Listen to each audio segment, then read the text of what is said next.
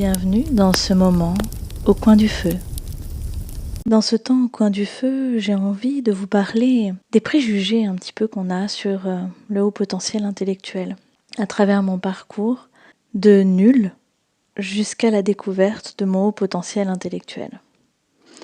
Beaucoup de personnes pensent que le haut potentiel intellectuel, ça signifie forcément être doué, avoir des capacités intellectuelles supérieures, être bon élève, voire même premier de la classe, sauter des classes, avoir son bac à 14 ans, et tout un tas de préjugés comme ça, être très bon en mathématiques, avoir une excellente mémoire, être un génie finalement.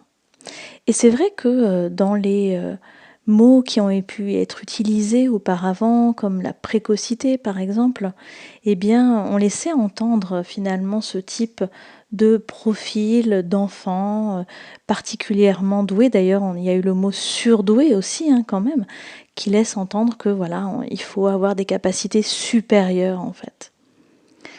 Aujourd'hui, le haut potentiel intellectuel, il est vu d'une manière complètement différente et à travers mon parcours, j'avais envie de vous montrer à quel point il n'est pas question ici de performance cognitive pour pouvoir se reconnaître en tant que haut potentiel intellectuel. J'étais une élève tout à fait médiocre. Je suis difficilement passée du CP au CE1 car j'avais énormément de mal à lire. Je suis difficilement passée du CE1 au CE2, du CE2 au CM1, du CM1 au CM2. À chaque fois, en fait, je passais à l'essai. C'est un concept qui n'existe plus aujourd'hui, mais cela signifiait qu'en fait, à la rentrée, je passais dans la classe supérieure et je devais faire mes preuves pendant les premières semaines, premiers mois. Sinon, eh bien, on me renvoyait dans la classe précédente. Avec le recul, je me rends compte à quel point c'était d'une violence absolue.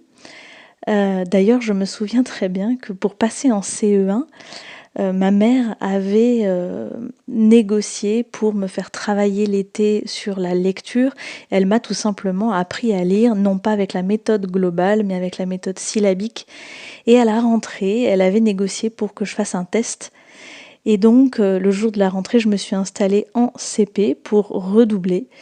Le directeur est venu me chercher avec la maîtresse de CE1 et ma maman.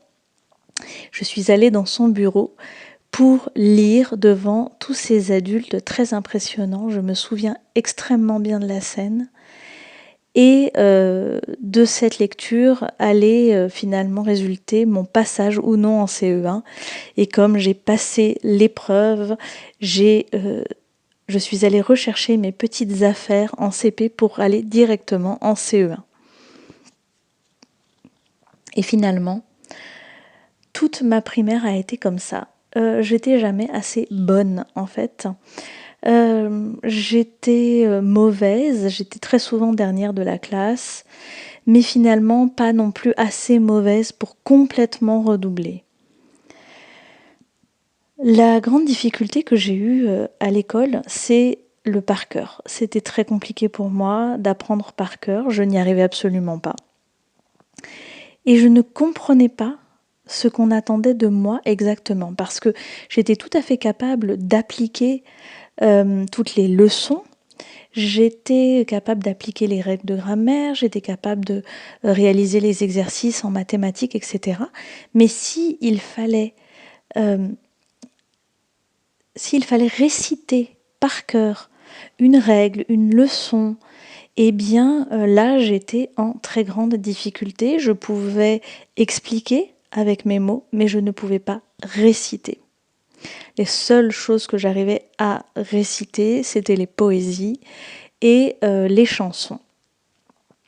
Et finalement, j'ai eu énormément de difficultés à cause de cette histoire de par cœur. Je faisais énormément d'efforts, je travaillais beaucoup et la plupart du temps, je n'avais aucun résultat. Je pense que la chose la plus difficile que j'ai vécue dans cette période-là de ma scolarité, c'est l'injustice C'est finalement parce que à certains moments, suivant la leçon, suivant l'exercice, notamment quand il y avait un petit peu d'aspect matériel, pratique, en fait, pratico-pratique, créatif, sur une leçon, par exemple, et bien là, je pouvais avoir des notes vraiment excellentes, des 18, des 19. Dès qu'il s'agissait de faire un exposé, j'avais vraiment d'excellentes notes. Enfin, ça devait plutôt être des 8 et des 9 d'ailleurs, parce que c'était sur 10, je crois, en primaire. J'étais capable d'avoir des notes extrêmement bonnes, par exemple, tout d'un coup, à un contrôle de grammaire, parce qu'on était en classe de découverte en Allemagne, et que j'étais à côté de mes copines, et que il y avait une émulation, et tout d'un coup, j'avais une note exceptionnelle. Et le problème, c'est qu'en fait, ces notes exceptionnelles, eh bien, elles étaient vues comme de la tricherie. Donc, j'étais accusée d'avoir triché, d'avoir copié. Je me souviens avoir dû refaire ce fameux contrôle de grammaire toute seule dans la classe, alors que les autres étaient en sortie, pour pouvoir prouver que c'était moi qui avais vraiment eu cette bonne note. Et finalement, l'apogée de cette histoire de primaire, c'était que j'étais mauvaise, les enseignants me considéraient comme une mauvaise élève. J'étais gentille, pas désagréable, mais pas très intelligente en fait. Et j'ai vraiment intégré ça, j'ai vraiment intégré que il y avait quelque chose que je ne comprenais pas en fait, que je sentais que dans mon cerveau, il y avait des choses qui bloquaient et je ne saisissais pas ce qu'on attendait réellement de moi. Et comme je ne saisissais pas, je me disais que c'est parce que j'étais pas assez bonne en fait, que je ne comprenais pas. Et j'avais beau travailler, ça ne donnait rien. Donc c'était bien la preuve que ça venait en fait tout simplement de mes capacités qui n'étaient pas terribles. Finalement, de cette période-là, j'ai vécu énormément de rejets de mes camarades. Je me souviens même une année où l'enseignante nous avait classés par table de niveau. Donc bien sûr, j'étais avec les mauvais, hein, clairement. J'étais la meilleure des mauvais. C'était une faible consolation. Ils trichaient sur moi. Et je suis vraiment sortie de cette primaire avec une image de moi déplorable. Jusqu'au dernier jour, en fait, de primaire, où j'ai eu la chance que ma mère rencontre ma maîtresse qui me détestait.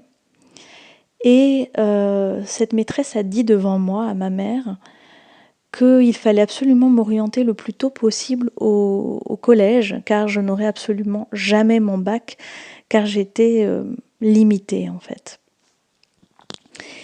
Et cette phrase, d'une violence extrême, aussi bien pour ma mère que pour moi, m'a fait comme un électrochoc. Et j'ai décidé à cet instant-là de prouver à cette femme qu'elle s'était trompée sur moi. Je savais au fond de moi que certainement j'avais des capacités quand même, que j'étais pas bête en réalité. Et c'est vrai que finalement, toute ma jeunesse, je me suis sentie vraiment totalement à la ramasse. J'étais totalement incomprise. Il y avait un décalage en fait. Un décalage notamment vis-à-vis de mes camarades de classe où je ne comprenais pas leur immaturité, je ne comprenais pas leur attitude vis-à-vis des autres. J'étais tout le temps collée avec des élèves en difficulté, qui étaient moqués, qui étaient exclus. Et en même temps, je m'entendais extrêmement bien avec des petites filles qui étaient premières de la classe, qui étaient de milieux socio-culturels plus favorisés. J'étais dans cet entre-deux en fait, mais je me suis toujours sentie complètement décalée.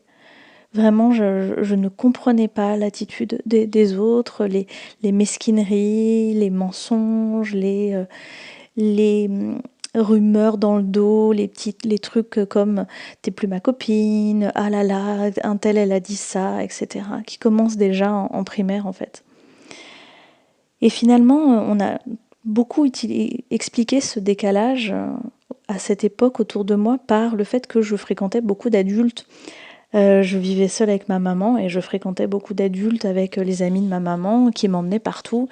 Et j'allais beaucoup au restaurant où j'écoutais les conversations des adultes. Ma mère m'emmenait beaucoup dans les musées, etc. Et ce décalage a beaucoup été expliqué comme ça. C'est que je fréquentais pas d'enfants, en fait. Et puis, finalement, arrivée au collège, j'ai vraiment mis beaucoup d'énergie, en fait, à essayer de rentrer dans le moule encore plus. J'ai la chance que ma maman m'a appris à travailler, en fait. Elle m'a appris à reconnaître comment apprendre, qu'est-ce qui m'aidait, qu'est-ce qui faisait sens pour moi. Et j'ai beaucoup travaillé au collège. C'est marrant parce que dans mon imaginaire, j'avais des meilleures notes, alors que récemment, en regardant mes bulletins de collège, en fait, j'avais toujours des notes catastrophiques. Avec des commentaires habituels, peut mieux faire, résultats irréguliers, etc. Mais forcément, j'avais des résultats irréguliers parce que si on parlait de l'Égypte, j'étais capable d'avoir une note exceptionnelle. Et puis, si on faisait un autre sujet qui m'intéressait pas du tout, comme les fractions, bah alors là, je comprenais rien, mon cerveau était en bug total. Et c'est pour ça que ça a été très compliqué pour moi de faire ce test de haut potentiel intellectuel, parce que quand est arrivée la question de me faire tester, eh bien, c'était compliqué, parce que je savais pertinemment en tant que psychologue quelles étaient les épreuves dans le test, puisque je l'ai étudié et que je l'ai fait passer ce test. Et il y a un certain nombre d'épreuves qui sont quand même très scolaires, qui me faisaient vraiment très très peur, notamment toutes les épreuves avec du calcul, des chiffres, etc. J'ai dû vraiment lutter contre l'image que j'avais construite de moi. J'ai dû lutter contre l'image de cet enfant qui lisait lentement, de cet enfant qui n'avait pas de mémoire, de cet enfant qui n'était pas bonne en maths, de cet enfant qui ne connaissait pas ses tables de multiplication. Il faut savoir que ces critères-là, c'est les critères que je m'étais construits pour expliquer le fait que j'étais pas très intelligente. J'avais décrété que dans la mesure où je lisais lentement et que je ne connaissais pas mes tables de multiplication, c'est que je n'étais pas très intelligente. J'ai dû donc lutter contre ces croyances sur moi-même, cette image que je m'étais faite de moi pour pouvoir faire ce test de QI. Parce que forcément dans ce test, je savais que j'allais être confrontée à ces lacunes-là. Et c'est pour ça que j'ai mis 5 ans finalement à passer le cap et à réellement faire cette recherche pour trouver une personne avec qui je me sentirais en confiance et puis finalement sauter le pas. Mais j'étais vraiment prête, et d'ailleurs le jour J, j'ai pas trop angoissé parce que je crois que c'était vraiment le moment. Puis finalement, quand le résultat est tombé et que j'ai eu cette confirmation que j'étais à haut potentiel intellectuel, j'avoue qu'au début, j'ai eu vraiment du mal à y croire. La psychologue, elle m'a présenté ça en me disant oui, bah, sans surprise, vous êtes à haut potentiel intellectuel avec un QI hétérogène. Et je comprenais pas, en fait. Donc j'ai dû relire beaucoup le compte-rendu. Pas pour les chiffres, pas pour les résultats en eux-mêmes, mais plus pour l'analyse qui avait été faite. Au passage, j'ai découvert que j'étais dyslexique et je pense que ça expliquait en grande partie ma lenteur de lecture et puis un certain nombre d'autres difficultés que j'ai pu avoir. Ce qui est rigolo, c'est que j'ai été voir un orthophoniste quand j'étais en primaire, justement, et parce que je confondais des lettres, et cet orthophoniste avait dit à ma mère que je n'avais aucun problème et que j'étais même une enfant très intelligente. Et bien entendu, ça s'est complètement passé à la trappe, puis de toute façon, à cette époque, on On n'identifiait pas du tout le HPI de la même manière, c'était que des enfants qui étaient vraiment extrêmement brillants, qu'on allait identifier comme précoces puisque c'était le mot de l'époque. Donc j'ai vraiment eu du mal à intégrer cette information. Je ne l'ai pas remise en question parce que j'avais vraiment confiance dans la professionnelle qui l'a fait passer. Mais ça a été un petit peu... Ouais, j'ai eu du mal pendant un temps. Et puis finalement, quand je l'ai accepté, rien que poser le mot au potentiel intellectuel, ça a semblé finalement restaurer un peu mon estime de moi. J'ai pu me dire que finalement c'était l'école qui n'était pas adaptée à moi et pas que c'était moi qui avais un problème. J'ai cassé donc toutes les croyances que j'avais sur moi, que j'étais nulle. Et j'ai commencé finalement aussi à me rendre compte de toutes les réussites que j'ai eues. Parce que malgré tout, malgré cette scolarité en primaire qui était vraiment très difficile, et je me souviens que je détestais l'école. C'était une source d'angoisse énorme pour moi, l'école. Le collège où je travaillais beaucoup plus, c'était moins pire, on va dire, mais c'était quand même pas génial. Malgré tout, j'ai eu un bac général avec mention, je suis allée à la fac, j'ai un master, et en fait, malgré tout, j'ai quand même plutôt bien réussi mes études finalement. Donc j'ai commencé à voir tout ça, à voir toutes les réussites. J'ai commencé à me rendre compte aussi que en fait, c'est pas du tout anodin de pouvoir passer de dernière de la classe à ensuite un bac avec mention. En fait, j'avais une capacité à m'adapter et à rattraper en fait des connaissances qui étaient quand même assez bonnes. Et je me rendais pas du tout compte moi à l'époque que quand même c'était pas si facile que ça de passer d'une année où je pouvais avoir une moyenne catastrophique en histoire, et parce que l'année d'après là, j'adorais la prof, du coup tout d'un coup je me retrouvais avec 13, 14 de moyenne en fait, dans cette matière-là en tout cas. Donc j'ai commencé finalement à déconstruire toute cette image de moi. Ça m'a aidée aussi parce que j'ai pu montrer une autre facette de moi à mes parents. Je crois que c'est une des raisons premières pour lesquelles j'ai fait ce test. J'avais besoin de restaurer l'image de moi auprès de moi et de mes parents. Et donc, il y a eu cette phase où ça m'a suffi de pouvoir juste poser le mot. À cette époque, je me souviens avoir relu pas mal de livres sur le haut potentiel intellectuel que j'avais lu avant pour mon fils. Et souvent, je me rends compte que je lisais ces livres pour chercher les indices de est-ce que je le suis ou pas. Et donc j'ai relu ces ouvrages, non plus dans cette optique-là, mais dans l'optique de trouver des clés de compréhension pour mieux me comprendre et savoir ce que ça impliquait, et savoir ce qui était lié à mon fonctionnement au potentiel dans ma personnalité, et ce qui était lié à mon histoire finalement. Donc, et puis à cette époque, je me souviens aussi... ça a duré un petit moment. J'avais l'impression de voir autour de moi que des hauts potentiels intellectuels. Je me souviens aussi que j'expliquais un petit peu tout à travers ça. Je disais « Ah, mais oui, mais ça, c'est parce que je suis HPI » ou « Ah, mais ça, c'est parce que tu dois être HPI ». Et c'était pas pour m'excuser, mais c'était pour comprendre, en fait. C'était comme une période d'intégration de qu'est-ce que ça veut dire, finalement. Et puis ensuite, on a suivi une période où finalement, je me suis plus du tout intéressée à ça. C'était plus un sujet en fait pour moi pendant un long moment. J'y pensais plus, j'y revenais pas. Et puis progressivement, parce que en partie j'avais énormément de patients au fonctionnement atypique dans ma patientèle, eh bien, j'ai commencé à faire des formations auprès d'Élodie Crépel, de Fabrice Michaud, de l'Observatoire de la haute sensibilité, pour compléter les formations que j'avais déjà faites et les lectures que j'avais déjà faites.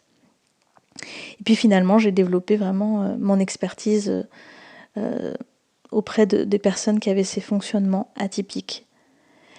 Et je suis revenue pour moi-même vers cette question-là, non plus comme une case ou une étiquette qui se suffirait à elle-même, parce que finalement, je pense que si on s'arrête à juste un test et puis voilà, pouf, il y a un mot qui est posé, quel qu'il soit d'ailleurs, hein, que ce soit HPI, hypersensible, TDAH, finalement, si on s'arrête juste à ça, ça n'a pas grand intérêt en fait.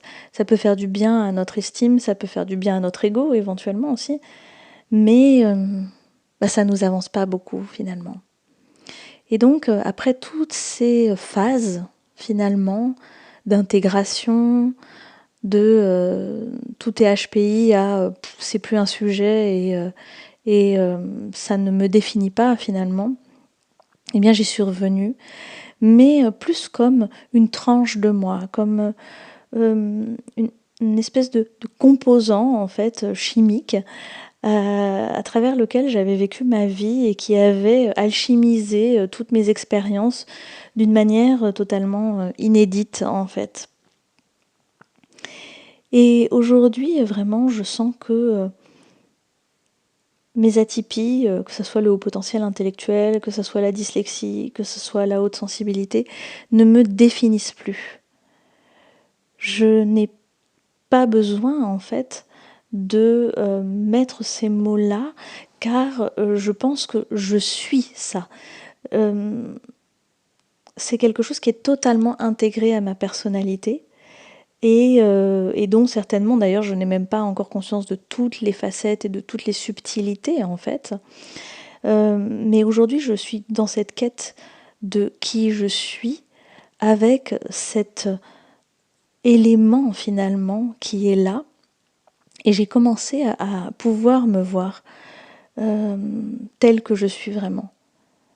Telle que je suis vraiment sous les croyances de l'enfant nul, sous les étiquettes du HPI, à me regarder en fait dans mes forces, dans les zones où je suis plus en difficulté, à aller voir mes ombres, à aller voir plutôt dans mon histoire aussi tout ce que j'ai appris, tous les enseignements que je pouvais tirer finalement de ma vie, des passages plus difficiles et des passages plus heureux. Et j'ai compris qu'en réalité, ma capacité à tirer tous ces enseignements, ma capacité à rebondir de difficulté en difficulté, ou en tout cas ma capacité aussi à finalement transcender les prédictions négatives que j'ai pu entendre dans mon enfance, eh bien, étaient liées à mes capacités de HPI. Ça ne fait pas de moi une personne meilleure et plus intelligente, et pas du tout. Et je pense qu'aujourd'hui, j'ai encore beaucoup de chemin à faire pour encore libérer certains de mes potentiels que j'ai cachés enfant. Mais je pense vraiment que, par contre, ça m'aide à aller beaucoup plus loin, en fait, à beaucoup mieux comprendre en profondeur les autres, la vie. Ça m'aide à percevoir le monde aussi avec beaucoup de sensibilité. Et je commence vraiment, enfin je commence, ça fait pas mal d'années maintenant que je perçois vraiment toute la beauté de ces fonctionnements au potentiel intellectuel, hypersensible, multipotentiel, puisque clairement je suis également multipotentiel, et plus comme des étiquettes valorisantes ou quoi pour mon ego, mais vraiment comme cette, ce filtre, cet élément chimique à l'intérieur de moi qui vient modifier toute ma manière de percevoir les choses, le monde, les autres, la vie, moi, mon évolution. Et donc finalement, c'est ce chemin qui a fait de moi une enfant nulle à une personne à haut potentiel intellectuel, en étant toujours exactement la même personne en fait. Mais juste en ayant cette opportunité d'aller par cette identification casser complètement les croyances que j'avais sur moi. Et c'est quand même une chance finalement, d'avoir cette possibilité à un moment, d'avoir un élément extérieur qui vient casser nos croyances. On n'en a pas pour tous les aspects de nous. Et certaines croyances, on doit les casser par nous-mêmes. Mais là, c'était vraiment comme ça que je l'ai vécu. Et pour moi, ce chemin ne peut pas s'arrêter à seulement un mot. Il va beaucoup plus loin que ça. Il permet vraiment de revenir à qui on est en profondeur, bien au-delà de l'étiquette, du mot posé, bien au-delà de est-ce que c'est HPI, est-ce que c'est machin, est-ce que c'est truc, parce qu'en fait, c'est pas tellement intéressant, mais d'aller puiser d'aller chercher, d'aller explorer l'alchimie unique et spéciale de ces fonctionnements dans notre histoire, dans la vie qu'on a vécue, dans notre personnalité, qui est totalement exceptionnelle et dans lequel il y a énormément encore de potentiel à développer. Je le sais en tout cas pour ma part que j'ai encore beaucoup de puissance à révéler dans mon fonctionnement personnel, qu'il soit atypique ou pas. Et je sais que chez les personnes que j'accompagne et chez les femmes atypiques, il y a énormément de puissance à libérer. Je le sais, je le vois autour de moi. Il y a tellement, tellement, tellement de femmes qui, comme moi, ont un parcours complètement chaotique et absolument pas quelque chose de brillant, qui se cachent, qui se mentent à elles-mêmes, qui savent qu'elles ont au fond d'elles tapis une énorme puissance et qui tout ça reste endormi, caché, planqué dans le garage sous une bâche et non, mais en fait vous avez tellement à révéler, tellement à voir. Vous avez besoin vraiment d'enlever ces lunettes déformantes. C'est comme si depuis toujours on vous avait collé des lunettes sur le nez qui n'étaient pas à votre vue en vous faisant croire que c'est la réalité sur vous, de qui vous êtes. Et du coup, depuis toujours, vous voyez pas très bien, mais vous croyez que c'est comme ça, en fait, que c'est la vraie image du monde. Et moi, je sais qu'en fait, cette image-là, elle est complètement déformée. Et vous avez vraiment à enlever ces lunettes de qui vous croyez être pour pouvoir enfin vous regarder avec les yeux de votre cœur, les yeux de votre âme, qui savent très très bien qui vous êtes réellement. Et il y a tellement à offrir au monde quand on se regarde tel qu'on est. Donc, si vous avez le moindre doute, si vous pensez que c'est pas possible parce que vous êtes nul, si vous vous reconnaissez dans certaines caractéristiques, parce qu'après tout, il faut bien un moment simplifier, généraliser pour que ça puisse parler aussi. Mais si vous vous reconnaissez dans ces listes, dans ces éléments qui parlent d'une atypie quelle qu'elle soit, ne vous arrêtez pas en vous disant « mais non, c'est pas possible parce que moi, j'étais comme ci, moi, j'étais comme ça ». Ne vous arrêtez pas à vos critères de qu'est-ce que c'est une personne intelligente, qu'est-ce que c'est. J'ai rencontré quelqu'un qui me disait « mais non, moi je peux pas être HPI parce que je ne connais pas les dates historiques par cœur ». C'était son critère à elle, moi c'était les tables, elle c'était les dates d'histoire. Regardez quels sont vos critères et sur quoi vous vous appuyez pour dire est-ce que vous êtes une personne qui peut éventuellement prétendre à être au potentiel intellectuel, parce qu'en fait ça veut dire que vous vous trompez complètement sur ce qu'est le potentiel intellectuel. C'est faux. Il n'y a rien à prétendre, il n'y a pas de connaissances particulières à avoir. Si vous avez le doute, allez-y. Enlevez ces lunettes déformantes de votre nez une bonne fois pour toutes.